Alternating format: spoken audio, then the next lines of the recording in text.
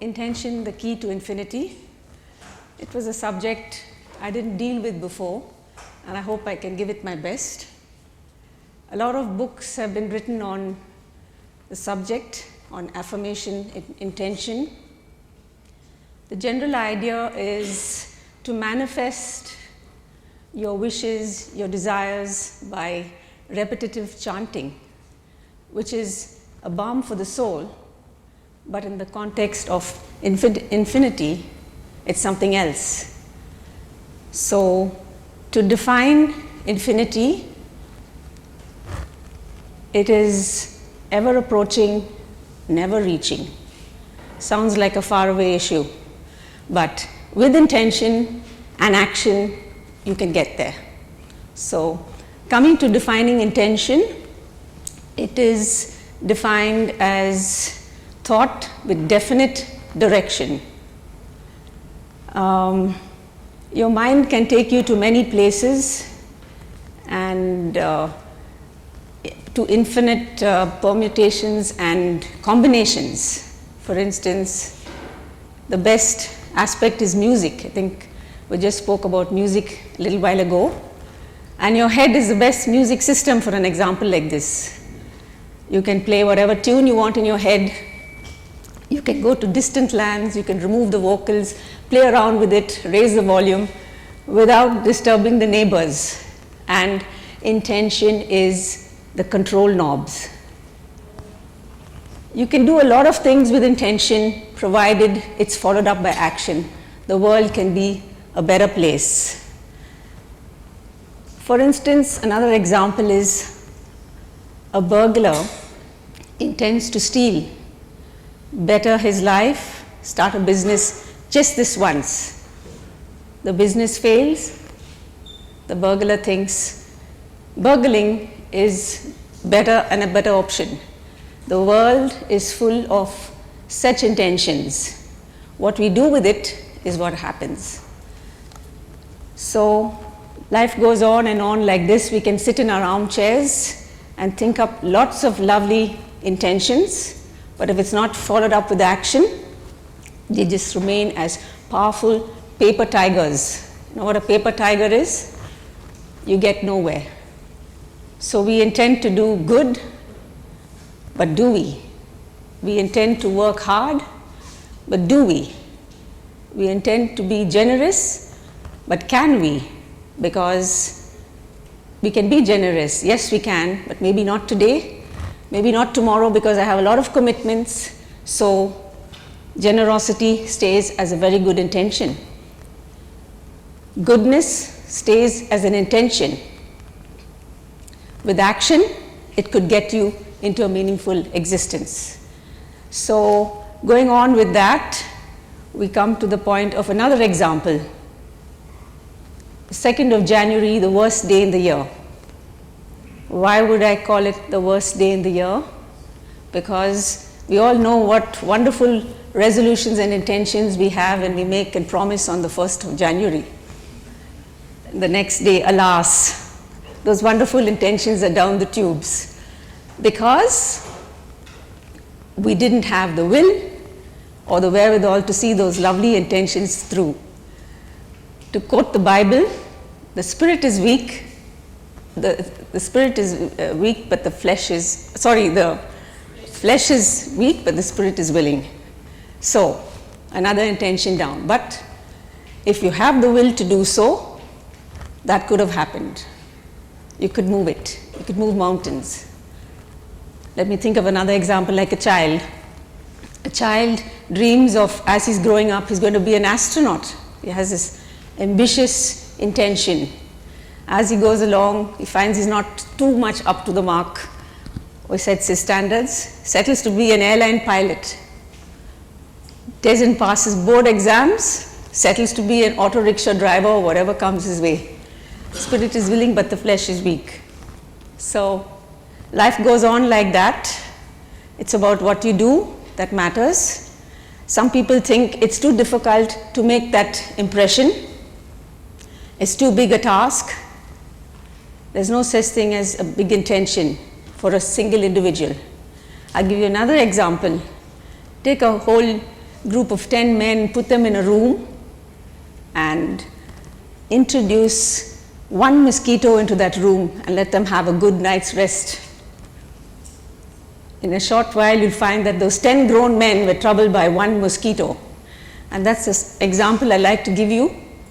If you really want to do something, one individual can make a difference in society at large. So it goes on, and at the same time we know infinity is ever approaching, never reaching. But never stop to put and translate whatever you're doing, your 100% into what you're doing, and your intention will get you there. You are the biggest roadblock for that. We all are, because we're locked with so many different situations and commitments that society puts on us, and we put on ourselves and we follow. But you can make that difference if you want to. We are caught up with a lot of prejudices, a lot of conditioning, a lot of jealousies, and whatever else that plagues us, laziness, procrastination. And the biggest lock between you and that key to infinity is yourselves. So that's the essence of my talk, because I have some wonderful other things to go with it and I have to watch the time. So this is what it is. The lock is yourselves, ourselves, the minute, and we hold the key. So although we say infinity never reaching, never will, there is the key that opens that door is within you. Everybody has the key.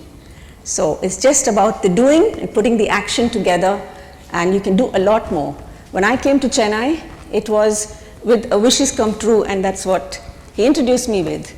I came, inaugurated a project for the wishes come true program. I did not even have land in Chennai, but I took a bunch of 12 children together, and I said, let's collect some seeds and start this wishes come true. Chennai is a water-starved city. So we started a forest nursery with 12 children. If we could do that, and today we have the biggest nursery, greening systematically, and every year it goes out to all the government institutions in the Tiruvallur district where we are, which is where it's necessary, and then we'll come into the city once the metros are all going on. But this was an intention translated into direct action. So it's possible. You don't have to be the forest department, or you don't have to be a botanist. Anyone can do if you have the intention. So I'm going to take you to some videos right now, and a presentation. So, and then I will tell you a little more while it's going on.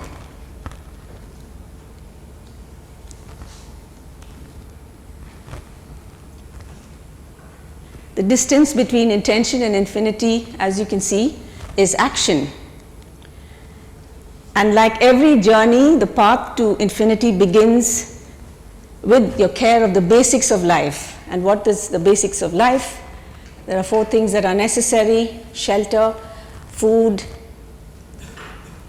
water. We're running out of all this. We finished our carbon footprints, now we've gone to the water footprints. Where is this going to end? Man is the most brilliant on the planet. He's gone to the moon, very brilliant, has come up with lots of inventions, lots of ideas to make life easier for himself. But we have to be able to afford to buy those things. But man being so brilliant, why hasn't brilliant man solved the world's problem of food, shelter, housing? Is it because there's a lack of know-how, or the lack of intention? So that's the point I'm coming to. These are the 4 aspects of life that we've taken up under our umbrella of Samarpan Foundation.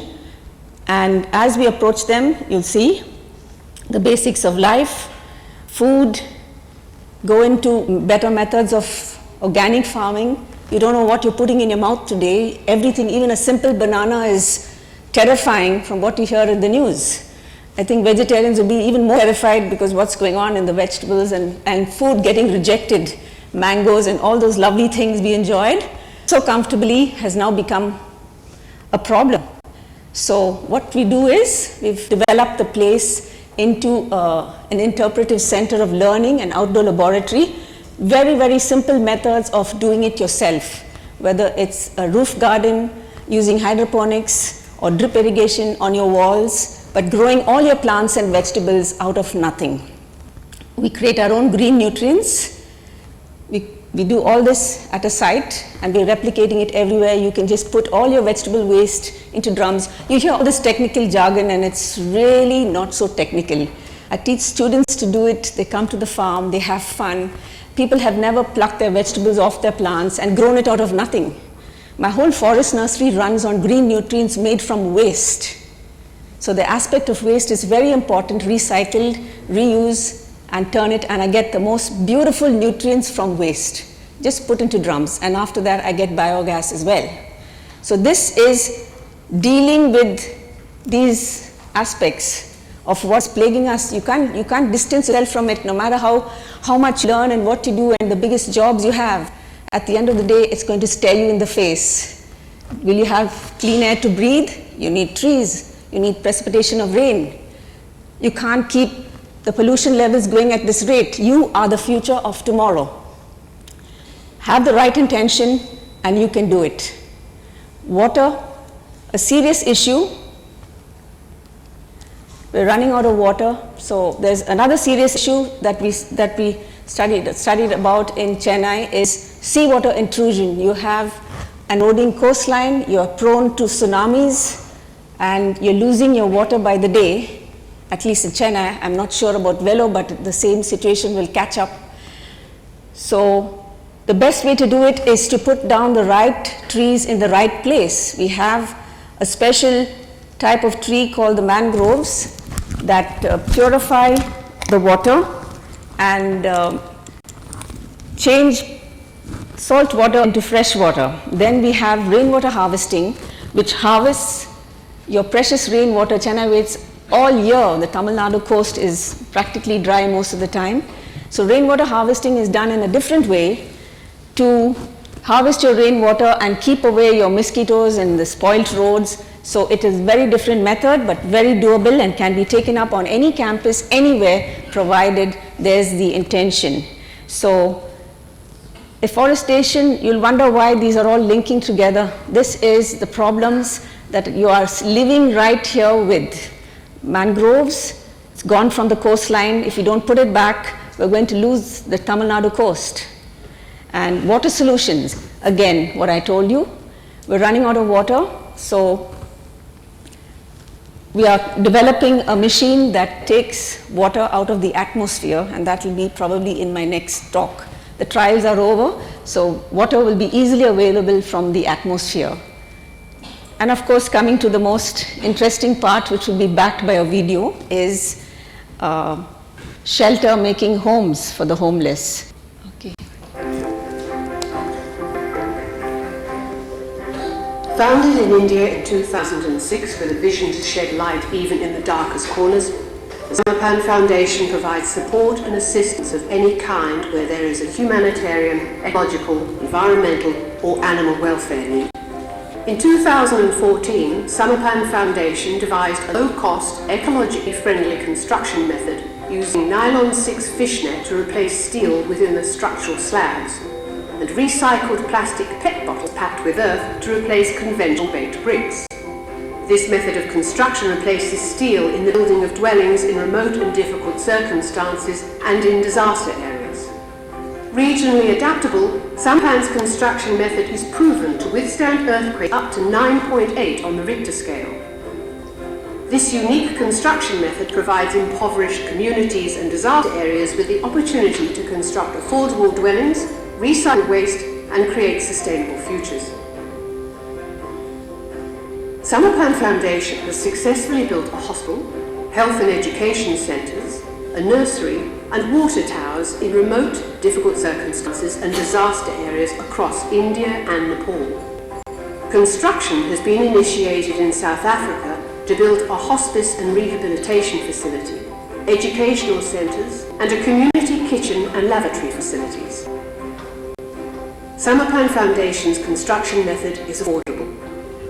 Nylon 6 fishnet costs a mere 5% of the cost of steel, and in India, building with PET bottle bricks and nylon 6 fishnet reduces the building cost by 60%. Not only are the materials used within construction low cost, they are readily found locally, and if not, they are easily transportable to remote locations and disaster areas.